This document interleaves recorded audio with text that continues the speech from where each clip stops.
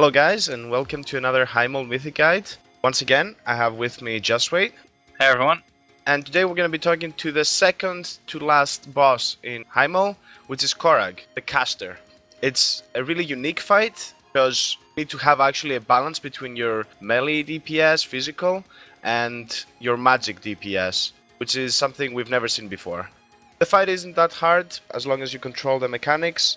And because the way the fight works, that you need magic damage and physical damage, you're gonna want to use 2 tanks, 4 or 5 healers, and the rest you're gonna want a mix of physical and magical DPS. It can be either melee or range, that doesn't really matter. It's all about the kind of damage they deal. Theoretically, it is a little bit better to have slightly more magic DPS than physical DPS, so we advise you to go with 8 magic DPS dealers and 6 physical. That's a pretty good mix. Now, in terms of positioning, you want to have the boss starting in the middle and the ranged camp starting at the entrance. You don't want to be on top of each other, but still be close to each other to avoid having any range issues for the healers. And throughout the whole fight, we're gonna be moving clockwise around the boss to avoid some of the ground mechanics that we'll go into later. Yeah, as the ranged moves clockwise, the boss will also be moving a little bit of clockwise around the little circle inside. You want to try to keep the boss always on the opposite side of the ranged, but still near the middle. So the tanks, when they get one of the debuffs, they have space to run away with it and not run into the ranged. The mythic differences on this fight are going to be 2 things. 1 extra Expel magic debuff, which is Expel magic fell, and 1 extra mind control, which will happen every second wave when the overflow energy orbs are hitting the floor. Yeah, so just like in heroic mode, the boss is gonna be casting a lot of Expel magics. The fire, the arcane, the shadow and the frost, and the new one is the fell. So for the Expel magic fell, there are gonna be random people getting a debuff, and for 15 seconds it actually doesn't do anything, but after the duration is finished, there will be a green fire line starting from the initial position of the person getting the debuff and ending at the position that he is at the end of it. So ideally, what you want to do is either stand still for the full duration, or you want to make sure that when the debuff is expiring, you move close to your original position, and that is to make the room not get filled by the green fire. Yeah, it might happen that you have to move to the other side of the room to do other assignments or jobs, but if that happens, just do it and don't be afraid to actually draw a fire line, because in the end of the day, people can also move out of fire that spawns. Yeah, remember that melee DPS can also get this debuff, so make sure that you either call that there's gonna be fire there, or make sure that it doesn't hit the whole melee camp.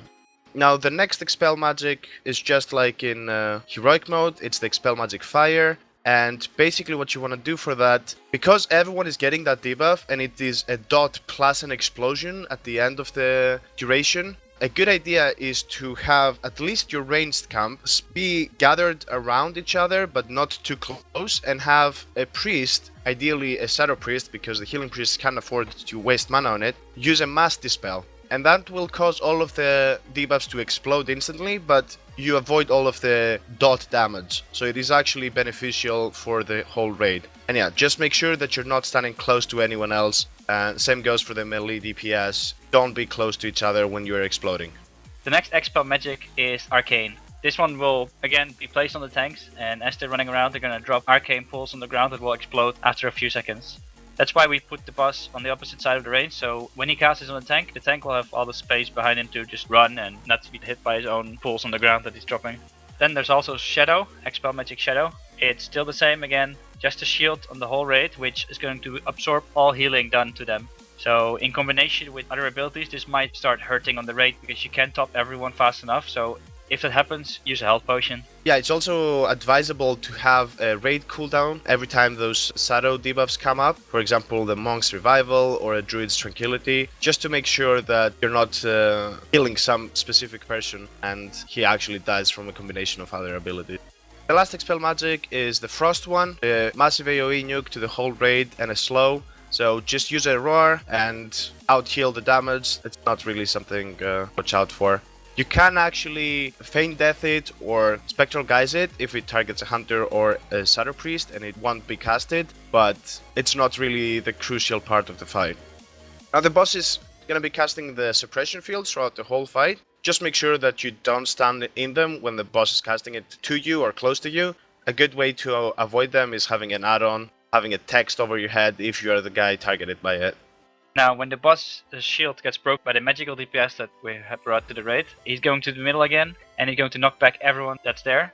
And unlike in Heroic and Normal, not one, but two raid members can go inside and stack up a shield.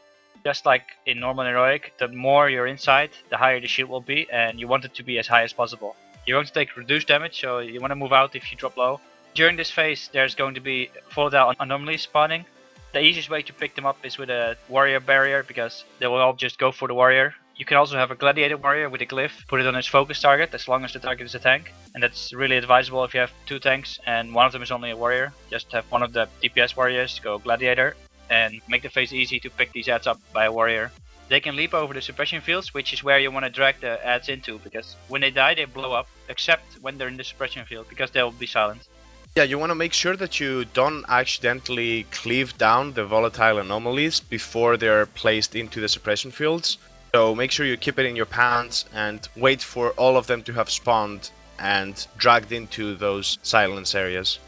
The last ability that's going to happen throughout the whole fight are the overflowing energies falling from the sky. It's the orbs that you'll see positioned in the air, and then they'll slowly start falling down on the positions that are marked on the ground by the swirly things. Yeah, so as we mentioned at the start, the difference in Mythic is that every second wave, instead of having the green balls dropping down, they're actually purple. And if they reach the ground, they do more raid DPS than the green ones, unless they are soaked. And if they are soaked from the people that have the magic shield, they will get mind controlled, and you need to DPS them down to 25% HP to break that mind control. Now, while they're mind controlled, you're gonna be casting a spell towards the boss. And if they get that cast through, they will take personal shields that they have and give it to the boss. So you really want to interrupt those casts, make sure none of them goes through. And keep in mind, since they have that shield, it means they take no damage from magic, or it's going to get absorbed. So basically you need only physical DPSers to break those mind controls. Make sure you have assigned those people to the specific mind control players, so you don't have all of them going to one player and the other guy is casting non-stop.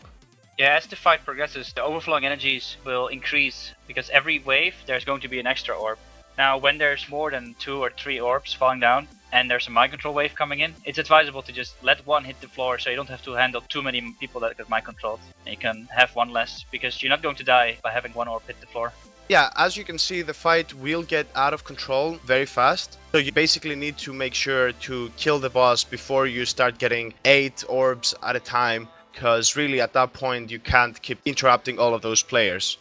Keep in mind that during the nullification barrier phases, the orbs will actually pause and won't stop dropping down. So it gives you kind of a breathing room, and that is why we advise having a bit more spell damage DPS than physical DPS.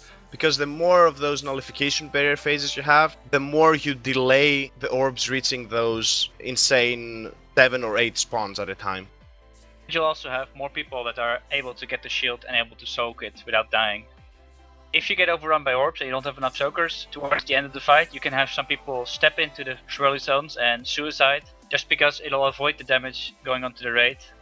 Now it may seem like a lot of things for this whole fight going on, but they don't all come at the same time. So really quickly, the most important thing is to handle the Expel magics properly. Starting with a Fel, make sure that you don't spawn too much fire on the ground. Then with the fire, make sure that you are not close to each other when the explosion happens and try to mass dispel it. The Arcane, the tank needs to move away and not hit anyone with it because it's an insta-kill. And then the Shadow, make sure you have a raid cooldown to get rid of it fast. And lastly, the Frost is just make sure you have some movement speed to get away from it fast and out-heal the damage. Second point is don't be in the middle of the room when the boss is about to break the shield, because you want to have the right people take the absorb shield so they can soak the orbs. If you are in the middle, you might take it and that'll be a wipe most of the time. Then those that take the shield keep reminding to soak the orbs, and if you don't have to soak one because you're deciding to skip one orb, don't do it. Yeah, make sure that you have a pre-organized plan in terms of who is soaking in which general area, so you don't have the case where multiple people with a shield are trying to soak the same orb, and then the last minute you're just running around to catch the last one. Make sure you have predetermined positions where everyone is soaking. And lastly, as we mentioned, make sure you interrupt the mind controls and you break them fast so they can continue DPSing the boss. The only time where you don't really care about it as much is if the boss is, let's say, below 10% and his shield is way too high anyways, in which case you can pretty much ignore them because you're not going to break the shield again and just focus on the boss with as much physical DPS as you have. There's a couple of debuffs you want to track in this fight. There are Expel Magic Fell. This is the green fire debuff. Expel Magic Fire. This is the dot and the explosion. Expel Magic Shadow. This will be the absorb healing shield on you. So if you have it and you see yourself dropping low, use something. And lastly, for the tanks, Expel Magic Arcane. Once they get it, they have to run away, so if you don't notice it, you're gonna die. Now, a few tips and tricks for this fight. First of all, we mentioned that you want to go in for the nullification barrier and get the shield as big as possible, but that mainly applies for the first two groups that go in, because after that, the third and fourth group, they only need to have a small shield because the fight is not going to last that long, so they're only going to need to soak a couple of those orbs. So make sure that you don't unnecessarily stay in there too long and die from it.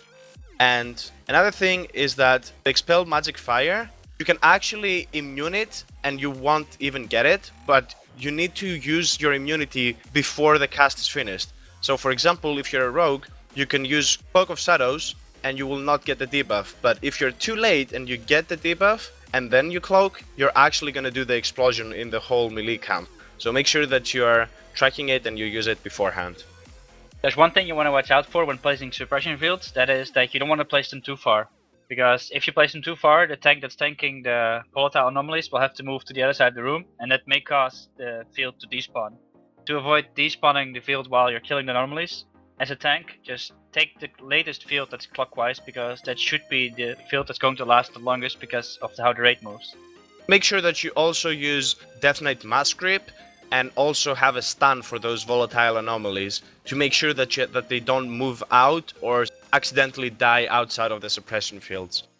Now the last thing is a very important one because that's how most people are going to be dying in your raid. As we mentioned, most of these abilities, they don't come together, but there is one scenario where you can have people dying, and that is when the overflowing energy balls are hitting the ground and you don't necessarily have enough soakers to soak them all, together with Expel Magic Fire, Shadow, or Frost.